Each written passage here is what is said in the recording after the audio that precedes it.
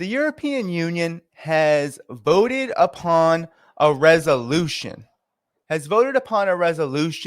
that names Russia a state sponsor of terrorism.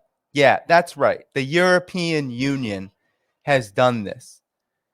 And so, first off, the level of hypocrisy here is ridiculous. And this is in response to Russia's missile strike campaign, to Russia's escalations. This is no longer a special military operation that Russia is fighting. It is now a counterterrorism operation.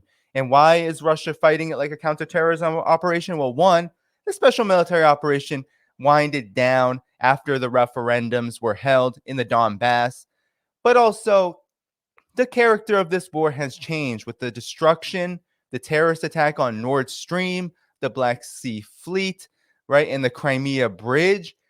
Just so many after so many. And then this Poland missile incident, right? Not even to get into that.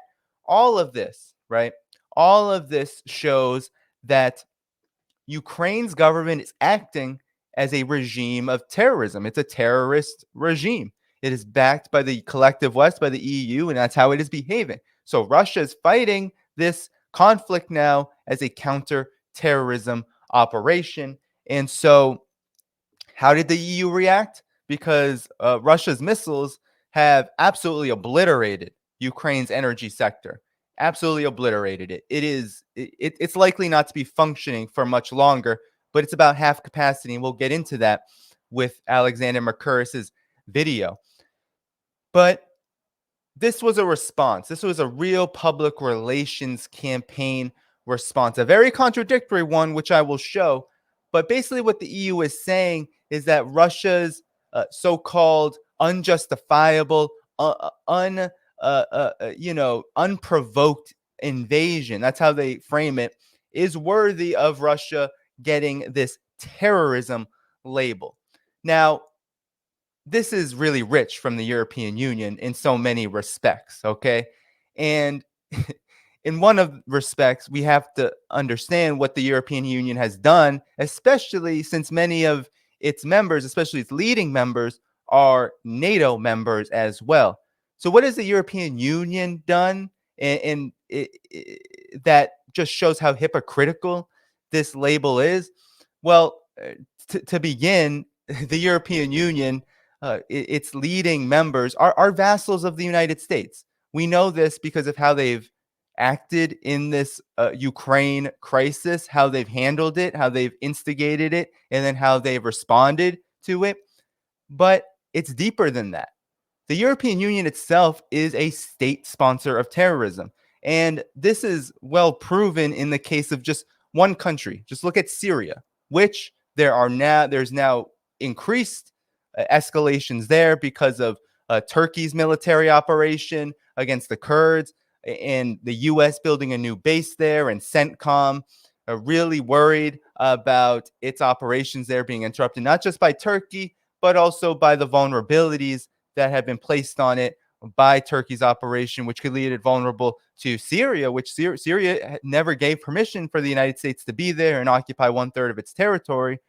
But all throughout, the United States has had the European Union support back when the UK was part of the EU, but also among all of the participating countries has had all of their support in funding, in arming actual terrorists, Al-Qaeda affiliates, and the like to destroy Syria. So that's just one case, right, where the EU has actually supported the arming of actual terrorists, especially with its special relationships with the Gulf countries and with Israel, which have been key players in that proxy war. But then the EU was also a leading champion of the war in Iraq, the U.S. invasion of Iraq. Other than France's tepid comments at that time, which, to be honest, didn't go that far, and there really wasn't much opposition from France throughout the duration of that invasion, but most of the EU was also on board with the invasion of Iraq. Most of it was.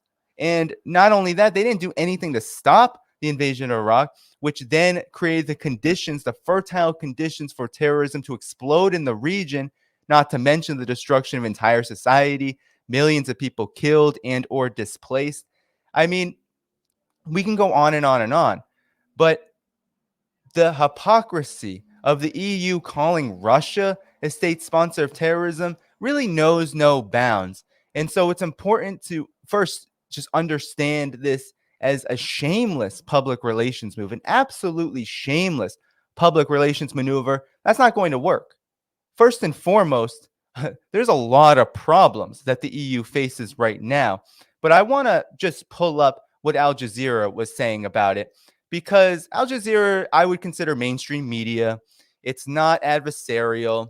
I wouldn't really call Al Jazeera, it's Qatar based, but Al Jazeera has basically supported the US imperial line, the collective West line, and basically everything, especially the Russia Ukraine conflict.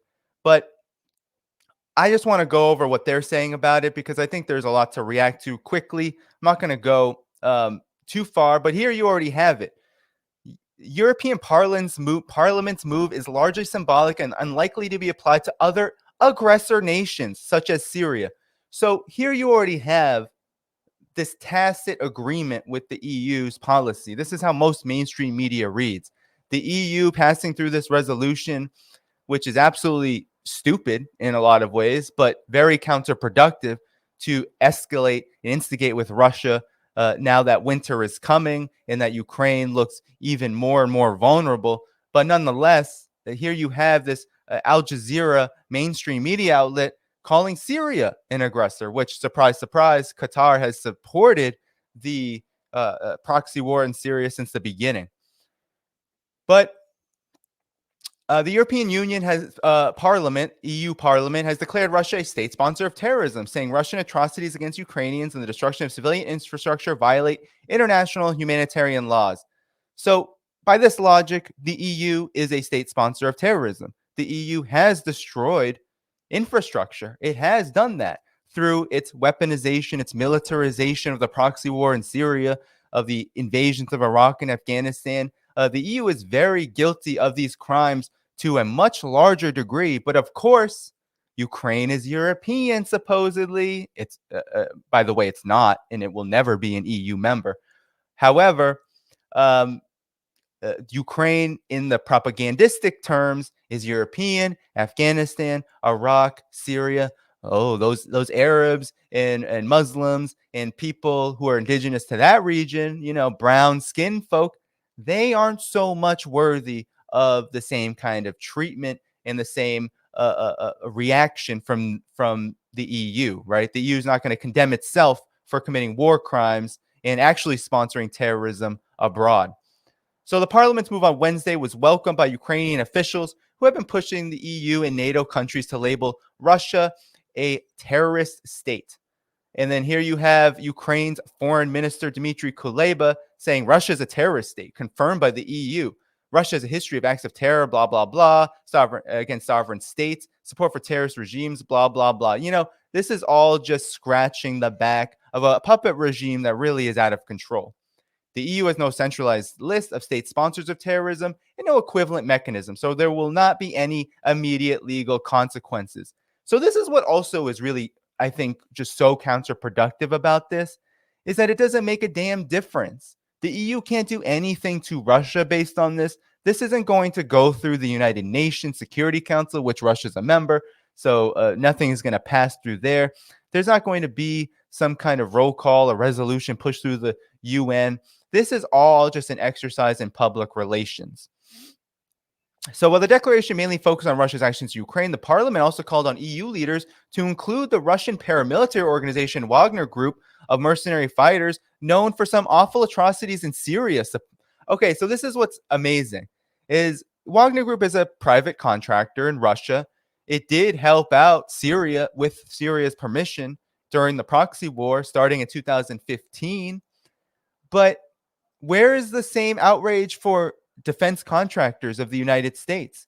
How about academia or these huge private contractors known for atrocities in Iraq?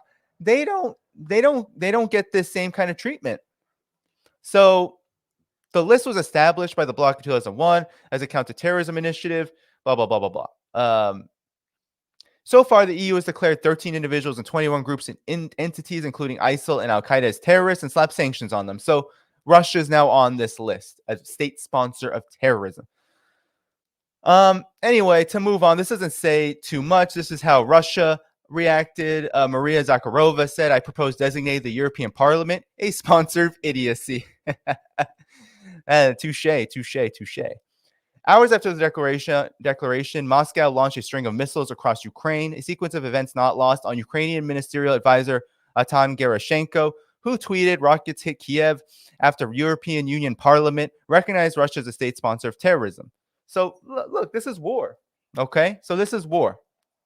Okay, Slava Ukraini. There's a response from a Parliament's president, Robert Osol. Oof. So fascist hashtags. Slava Ukraini is a fascist hashtag. Oh, I forgot Libya. I didn't even mention Libya. Thank you so much in the chat. So literally, the EU's support of the U.S. NATO invasion of Libya created slave markets and was principally fought by actual Al Qaeda affiliates. Just look up the Libyan Islamic Fighting Group. It was an Al Qaeda affiliate which helped tear apart Libya with the cover of US and NATO and EU countries giving tens of thousands of sorties, launching them at Libyan infrastructure. How is that not being a state sponsor of terrorism? So I just want to go over that really quick because that's just a quick report. Because we will get into the divides, because there are some divides on this. There were about 40, 50 who disagreed, a few more who abstained, but it was overwhelmingly voted for because the EU is a vassal of the United States. But I wanted to play because this issue, right? This issue is coming amid, if we think about how stupid this really is, it comes as the EU is facing a huge economic crisis and energy crisis. It's already experiencing it. Pepe Escobar, who was on the stream, told me, he's in Paris. He's like, just watch. If you came here and saw the prices of things, you would be absolutely shocked.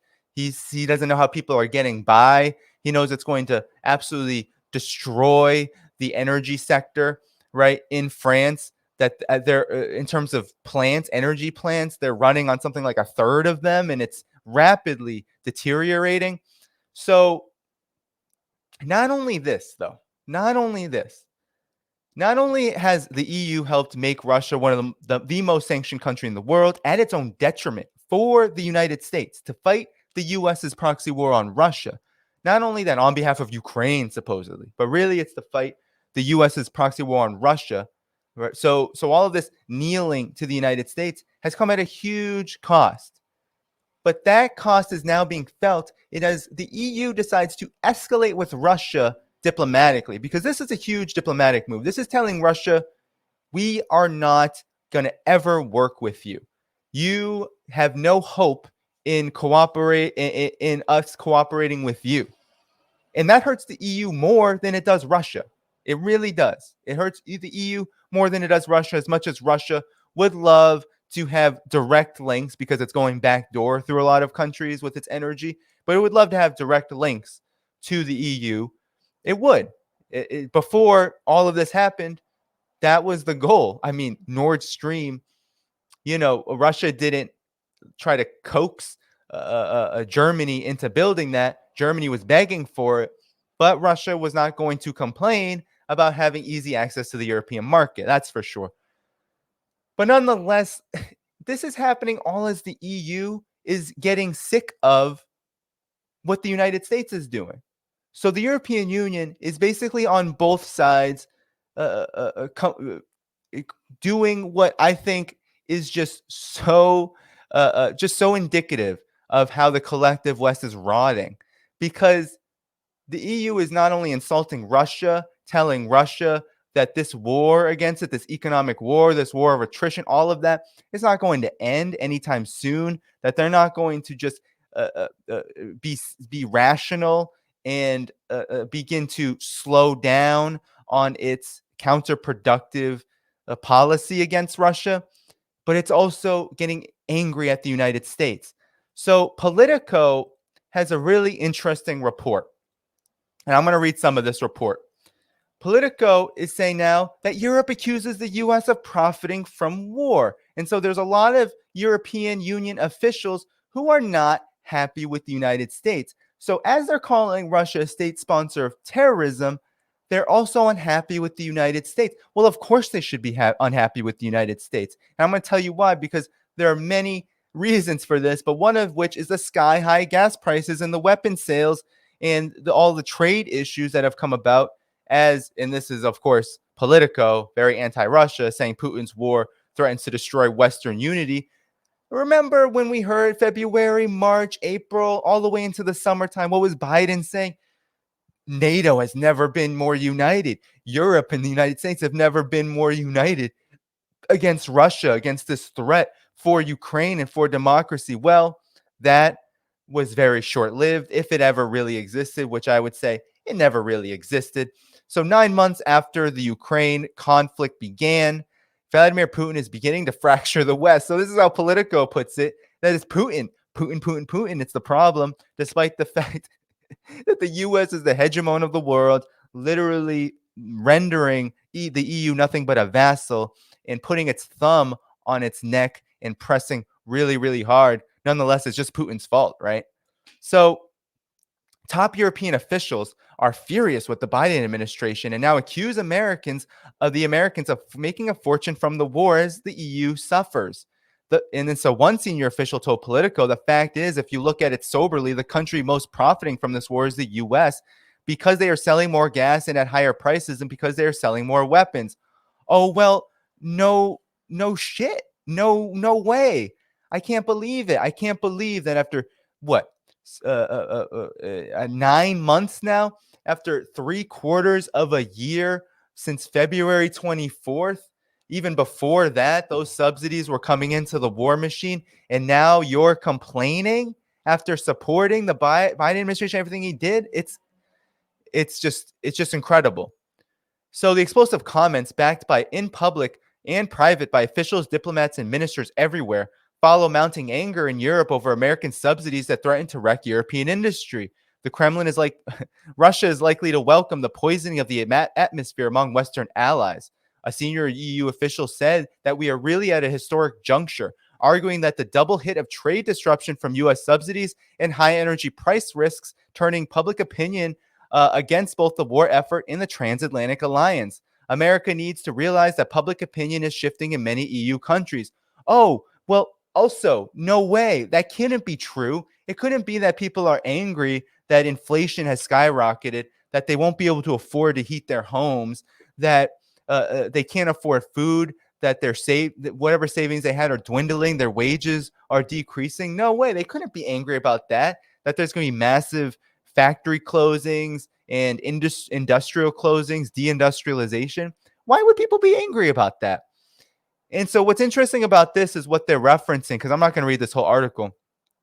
They're referencing not only that the United States is selling gas at 4 times the price of what Russia was selling it to the EU for, but they're also complaining about the Inflation Reduction Act, which is a lot of these corporate subsidies for the U.S. corporations. It is a lot of tax subsidies, which are going to woo European industries out of Europe. It's going to artificially deflate economic conditions for the U.S., making it more attractive. And it's going to pull industries away, and it's already doing so in helping facilitate the deindustrialization. So it's not just that the sanctions alone against Russia are going to do this because they're a big factor in it, but it's also because the U.S. itself is doing it to the detriment of Europe. In the EU, up until this point, has been mostly silent, and a lot of these officials are anonymous, but Josep Borrell, he's the jungle guy, right? He says Americans, our friends, take decisions which have an economic impact on us. He said the U.S. has rejected these complaints. One National Security Council spokesperson said, the rising gas prices in Europe is caused by Putin's invasion of Ukraine and Putin's energy war against Europe, period. So if you say Putin enough, the United States believes you can convince anyone that it's not their fault, right? that it's not the US's fault, even though this is the US's fault 100%. And it's also the EU's fault for just China says it all the time. Russia says it all the time.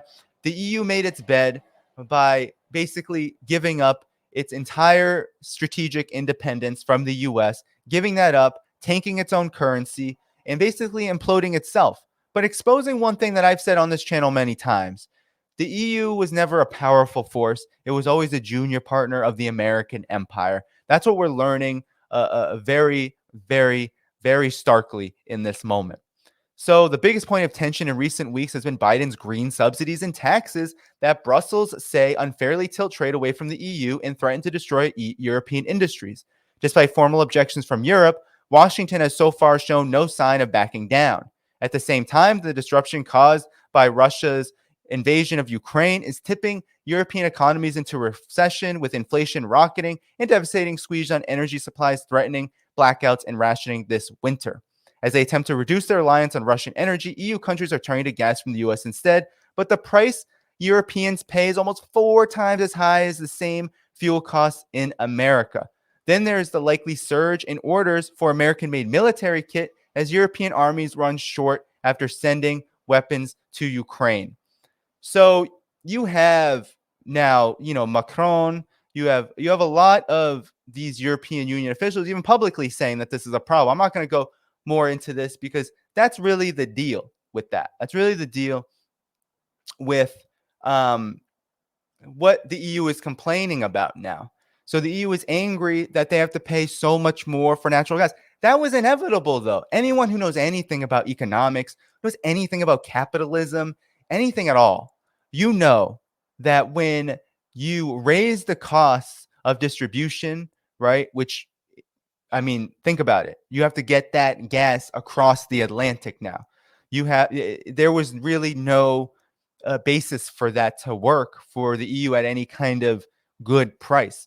And you know that the US energy monopolies, they're notorious for this. They're notorious for selling their gas, their energy at prices well above anyone else. Because guess what? Dollar hegemony, the petrodollar, they can kind of do what they want, and they have all the leverage here. The EU has no leverage. The EU is coming like Oliver Twist with its hand out, being like, please help me, sir. I'm hungry, right? So what are these gas companies going to do? You're hungry? Well, you got to feed us before we feed you. And that's what's been happening, right? So Daddy America is a very abusive father. It's a relationship that is meant to basically impose the American model on Europe, right? Turn Europe's economy into austerity central, right? The central place for austerity. This has been a process in the making even before this, but now the US and its monopolies is saying, well, it's time to go for the gusto. It's time to complete this process. And so, yes, Europe is mad. Europe should be mad. European officials should be angry, but they have a lot to blame. They have really themselves to blame. And now, think about this. They were receiving 40% of their energy supply before all of these sanctions on Russia from the Russian Federation. Now, not only are they pissed off at the United States, but they're going around calling Russia a state sponsor of terrorism, which in my opinion is unfounded, because what Russia is doing has a very strategic goal. It is fundamentally different from how wars are fought by the US and the EU, and for much different purposes. But nonetheless, regardless of whether you agree or you disagree with their critiques of Russia, them calling Russia a state sponsor of terrorism is just fueling the flames of a relationship that is essentially over for the foreseeable future. Unless the EU now, I mean, Russia is not to be bullied, right? Russia is not going to be bullied by the collective West. It has shown that it won't be bullied. It can get on without it, even if there is some struggle temporarily. But Russia's economy is set during what will likely be a depression for the EU and likely the United States. Americans, I'm right here in the US. I know this to be true. Don't think that you are immune to this. This affects you deeply. there will be a recession in the United States. There will be. And a lot of the top economists, these Wall Street lackeys, they're even saying that this recession, that this economic crisis is going to be deeper, longer, more painful, and fundamentally different in terms of its impact on the entire global economy than even prior events because of the centrality of geopolitics, because of how energy is playing a central role in this. There's a lot of reasons, but those being the big ones that this is going to be very, very painful. And so the EU has a lot of itself. Basically, the EU is really to blame for this in to a large degree, but yet they are going after the country that they've made the most sanctioned country in the world, and one that was basically helping the European Union's in industry go. It was basically fueling it. Now Russia is saying we're going to achieve our objectives in Ukraine. You can call us what you want. Doesn't matter. We're going to keep going with this. We are going to do everything we can to achieve what we wanted from the very beginning here: demilitarization, de-Nazification, right? Uh, Russia's going to keep going. They've got hundreds of thousands of troops waiting to join the front lines this coming month. And the EU has its propaganda against Russia, but it also has a lot of problems and a lot of divides, coming with its handout to the United States, getting abused, trying to go to China to get some relief, in China saying, well, you can trade with us, but you better reconsider your policies against Russia because it ain't helping you and it's not helping the world, right? You have this dynamic where the European Union is fracturing, becoming more divided, it's becoming weaker. And all in all, we can expect that this situation will get worse. And no amount of propagandizing, spreading anti-Russia vitriol, calling it a state sponsor of terrorism when you literally are one of the driving forces of terrorism in the world, the European Union, literally one of the driving forces, the main driving force, is a lackey of the United States, of militarism around the world, have committed unspeakable war crimes, participated in torture, destabilized entire regions. You have the nerve to call Russia a state sponsor of terrorism. The EU is going to get what it has asked for, and it's going to hurt a lot of ordinary people. That's why I don't bask. But ultimately, this is the reality of the situation, and no amount of insulting Russia is going to help the European Union, which is in for a very, very, very difficult winter season, which is just around the corner now.